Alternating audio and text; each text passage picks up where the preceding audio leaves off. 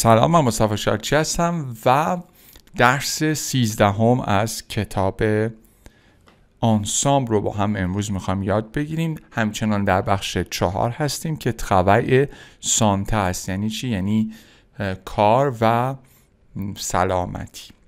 سکانس 13 مترو بولو دودو. مترو که بچه یعنی مترو، بولو به شکل عامیانه به معنی کار هست و دودو هم تو زبان بچه ها به معنی خوابیدن.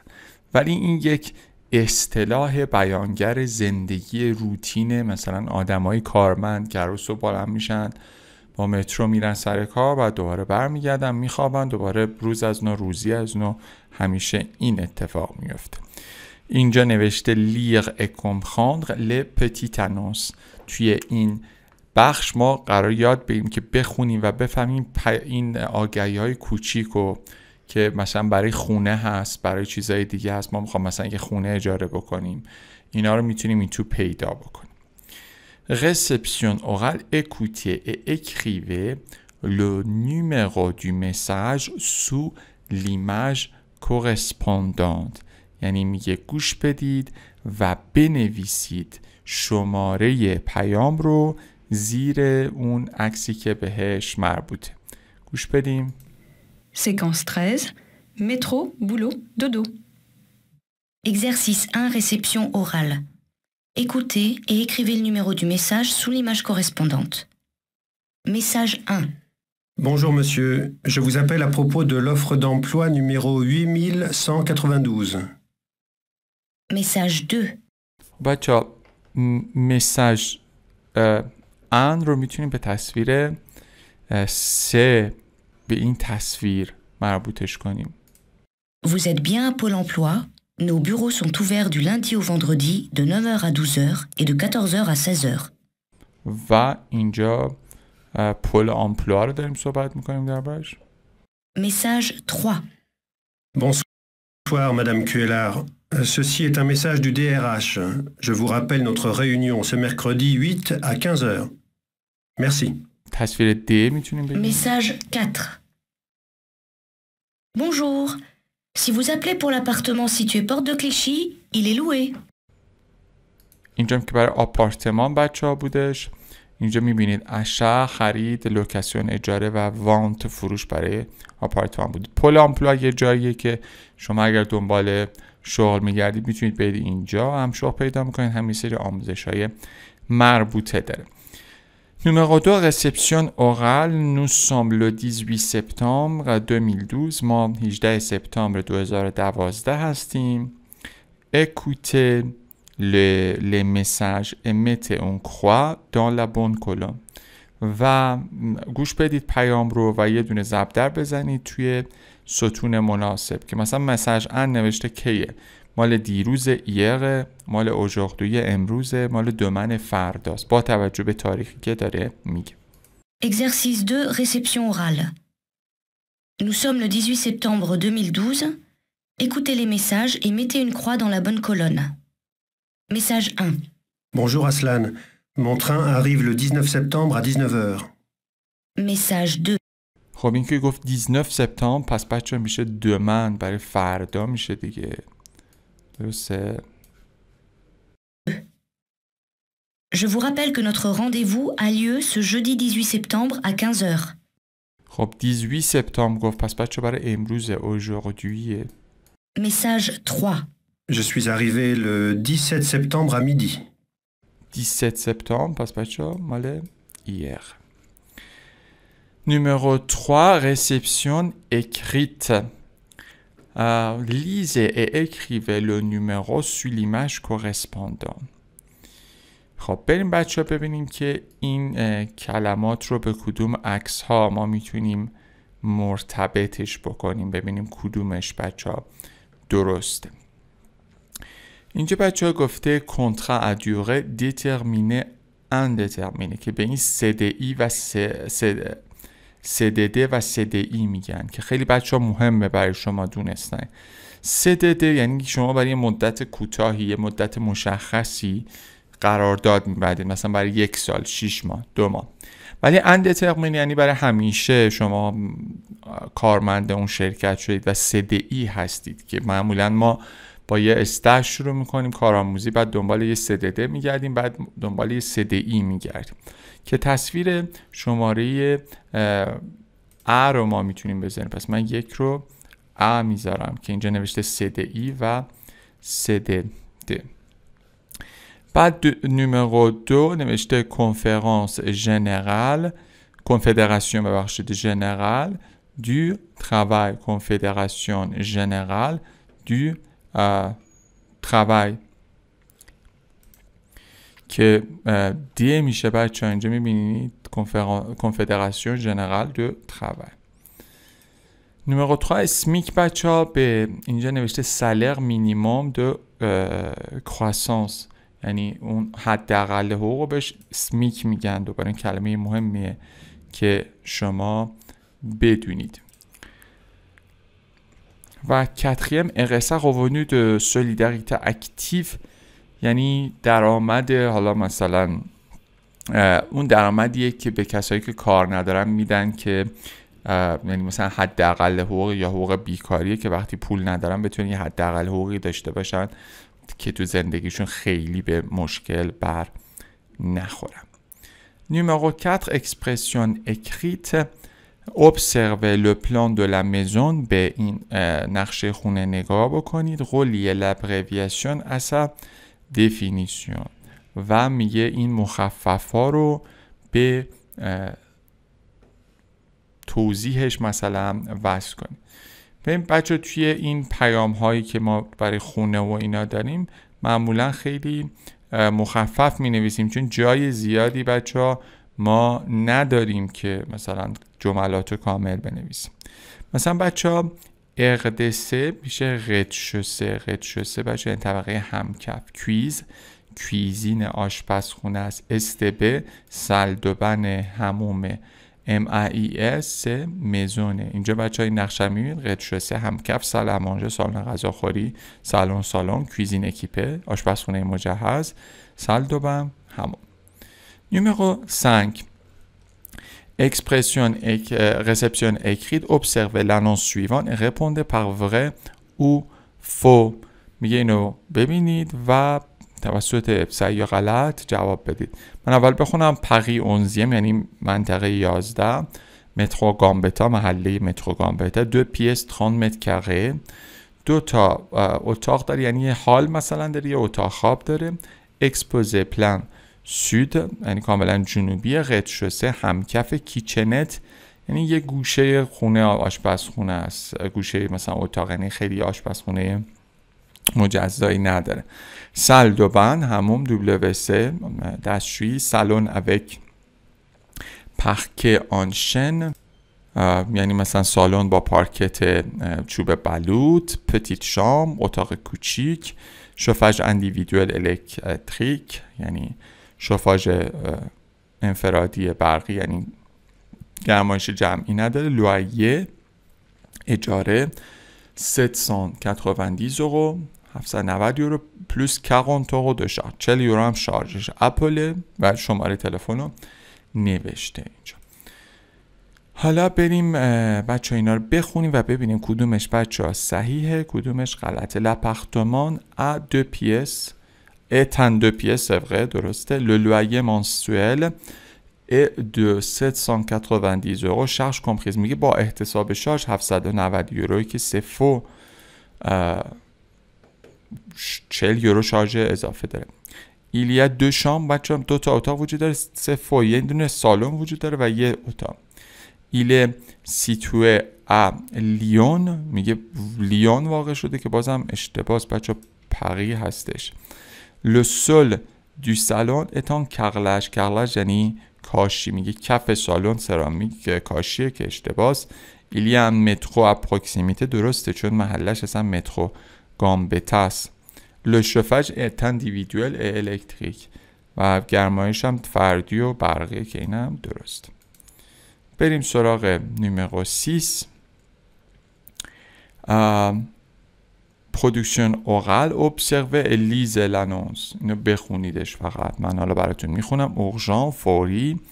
L'école Varenne recherche un animateur pour les études surveillées. دنبال یه دونه مجری یا مربی میگرده برای این تحصیلاتی که تحت نظر است. de 17h à 18h de lundi au vendredi. از ساعت 17 تا ساعت 18 از دوشنبه تا جمعه. à partir de janvier که از ژانویه شروع میشه. expérience exigée یعنی حتما باید تجربه کار داشته باشید. si vous êtes intéressé merci d'adresser votre candidature à l'adresse suivante. یعنی اگر این پیام برای شما جذابه این این داوطلبیتون رو اعلام کنید به این آدرس که نوشته. pour plus d'informations vous pouvez téléphoner directement à la mairie. برای اطلاعات بیشتر میتونید مستقیما زنگ بزنید به شهر. این پس این. numéro 7 production écrite تولید نوشتاری. voici un extrait de page jaune. بچه حالا نمیدونم الانم هست یا نه. یلو پیج اونجایی که مثلا شماره تلفن همه مغازه ها و کسب و کارها و اینا رو میتونید یا شرکت ها رو پیدا بکنید. voici un extrait de page jaune recopié dans votre carnet d'adresse. حالا شما میخواید خودتون وارد دفترچه آدرستون بکنید. le nom de l'agence اسمش چیه بچه؟ انتریم اژانس. پس من اینجا می نویسم انترام یا انترام اژانس. le numéro de تلفنش بچه چیه؟ اینجاست که نوشته میشه 01 43 25 25 28. le numéro de faxش چیه بچه؟ 01 43 25 25 00. l'adresse پستالش چیه بچه؟ آدرس پستیش چیه که اون پایین نوشته 3 او بچه یعنی اونیو دو لا بستی. بعد کد پستی رو نوشته و بعد شهر رو نوشته. numéro 8 production écrite entourer le bon verbe. میگه دور فعل درست خط بکشید. hier j'ai eu un entretien d'embauche یا j'ai. بچه j'ai یعنی دارم ولی j'ai eu پس کمپوزه است که این پایین توضیح داده که من دیروز داشتم، یعنی مال الان نیستش که. پس من پرزان برای hier نمیتونم استفاده کنم و جواب درست j'ai eu. aujourd'hui بچه من حال استفاده کنم یا گذشته حال استفاده میکنم. j'ai un rendez-vous الان دارم با مدیر. en ce moment در حال حاضر. خب الان دیگه من باید بگم je visite یا j'ai visité میگم je visite. il y a un mois بچه یعنی یه ماه پیش من دارم میرم به آژانس مسکن یا رفتم. je suis allé درسته. la semaine dernière هفته قبل من دارم میخونم الان یا جلو خوندم به آگهی ها رو نوشته. بچه ها پس کمپوزه فعل avoir به اضافه پارتیسیپ پاسه. مثلا j'ai toi il a nous avons ils ont pris. مثلا j'ai pris toi pris il a pris nous avons pris vous avez pris ils ont pris. یا j'ai travaillé toi as travaillé il a travaillé nous avons travaillé vous avez travaillé ils ont travaillé. یا بعضی وقتا با être که مثلا je suis venu tu es venu il est venu nous sommes venus vous êtes venus ils sont venus elles sont. écoutez le dialogue et remettez-le dans l'ordre et jouez-le. میگه اینا رو ما باید به ترتیب بکنیم و بعد بازیش بکنیم. بریم گوش بدیم. Exercice 9. Interaction orale. Écoutez le dialogue, remettez-le dans l'ordre et jouez-le. 1. Bonjour madame, je cherche un appartement à louer dans le 1er arrondissement de Marseille. Est-ce que vous avez un 3 pièces de disponible en ce moment? 2. Oui, nous avons quelques offres. Quel est votre budget? 3. 800 € par mois à charge comprise. Je voudrais un appartement avec 2 chambres et une salle de bain. 4. Attendez. Rue Ferry, il y a un 3 pièces de 75 mètres carrés. Le loyer est de 850 €, charge comprise. 5. Bien. Je peux le visiter? اوکی. بریم پس با هم دیگه بخونیم. اولیش بچه ها 3 بود که من اینجا می نویسم. numéro 1 Bonjour madame، سلام خانم، je cherche un appartement à louer. من دنبال یه آپارتمان برای اجاره میگردم. dans le premier arrondissement de Marseille. توی منطقه اول مارسی. Est-ce que vous avez un 3 pièces disponible en ce moment? آیا یه 3 قسمتی یعنی 2 تا خواب و یه سالن در حال حاضر دارید؟ میشه دومی. یه bonjour سلام. oui nous avons quelques offres. بله ما چند تا پیشنهاد داریم. quel est votre budget؟ بودجه شما چیه؟ چقدر بودجه دارید؟ و میشه 3 800 euros par mois 800 euro در ماه charge comprise با احتساب پول شارژ. je voudrais un appartement avec 2 chambres et une salle de bain. یه دونه آپارتمان با 2 تا اتاق میخوام و یه دونه حمام. 4 میشه ب بچه نه 4 بذار نگاه کنم 3 1 2 A A3 D 4 میشه اینجا بچه. attendez صبر کنید. rue Ferry خیابان فقی. il y a 3 pièces de 75 mètres carrés که 75 متر مربع است. le loyer est 2 qui 850 euros charge comprise و اجارش هم 850 یورو با احتساب پول شارژ. و آخرش میگه بیان خب je peux le visiter. میتونم ببینمش یا نه. numéro 10 interaction orale mettez par deux et rejouez le dialogue de l'exercice. میگه اون دیالوگ بالای بازی کنه، فقط این اطلاعاتشو عوض کن. چیزایی که بچه ما یاد گرفتیم درباره کار le travail un CDD گفتیم یه قرارداد با بازه زمانی محدود، CDI نامحدود، سمیک حداقل حقوق، PDG بچه یعنی مدیر عامل یه شرکت که یعنی پرزیدان دیرکتور ژنرال. لو RSA همون حقوق مثلا بیکاری، حداقل حقوقی که پرداخت میکنن به کسایی که کار ندارن. برای سولوژه یعنی اقامت کردن ان اپارتمان آپارتمان، اون مزون یه خونه، اون شام یه اتاق، اون کویزین آشپزخونه، اون سال دو بان هموم، ان سالن یعنی حال مثلا این تراس لو رez-de-chaussée طبقه هم کف، لو پرمییر étage طبقه اول، ان لویر اور شارژ یه دونه اجاره بدون پول شارژ کمپریز با احتساب پول شارژ، لا سوپرفیسی یعنی مساحت 80 متر کره 80 متر مربع، کان کی hier دیروز aujourd'hui امروز دومن فردا. پس کمپوزارم که اون بالا گفتیم. بریم numéro 11 phonétique. écoutez et mettez une croix dans la bonne colonne. remarque P de papa et B de bateau. ما خواهیم کدومش اونجا P تلفظ میشه و کدومش B تلفظ میشه. گوش میدیم و هر جا P تلفظ شد توی ستون P ضرب در میزنیم و هر کجا B تلفظ شد توی ستون B ضرب در میزنیم. Exercice 11 phonétique. P ou B. Écoutez le dialogue et cochez la bonne réponse. 1. Bastien. 2. 3. Porte. 4. Bain. 5. Patron. 6. Place. Exercice 12 phonétique.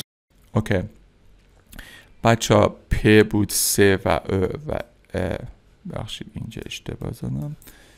P بود C و E و F و B A و B و D. Numéro 12 phonétique. écoutez entourez le son P یعنی صدای P رو دورش خط بکشید و زیر صدای B رو خط بکشید و جوابا رو جملات رو بخونیم. Écoutez, entourez le son P, soulignez le son B et lisez les phrases. A. Bastien prend un bon bain dans sa salle de bain. B. Nos bureaux sont situés place de la Bastille. C. Le patron propose un bon poste à son employé. D. On a repeint la porte de la chambre en blanc. پس بچه گفت پ رو دورش قد بکشیم، بهش رو زیر خط. مثلا Bastien به prend un bon bain dans sa salle de bain. Nos bureaux sont situés place de la Bastille. Le patron propose un bon poste à son employé. On a repeint la porte de la chambre en blanc. اینم که بیلان خودتون انجام میدید. فقط من سوالاشو بخونم. کمپلیته لیمو فلشه، میگه این کلماتی که فلش زده شده رو کامل کنید، بنویسید. remettez les phrases dans l'ordre، جملات رو به ترتیب کنید. écrivez le sigle، یعنی مخفف این اصطلاحات زیر رو بنویسید. خیلی ممنونم.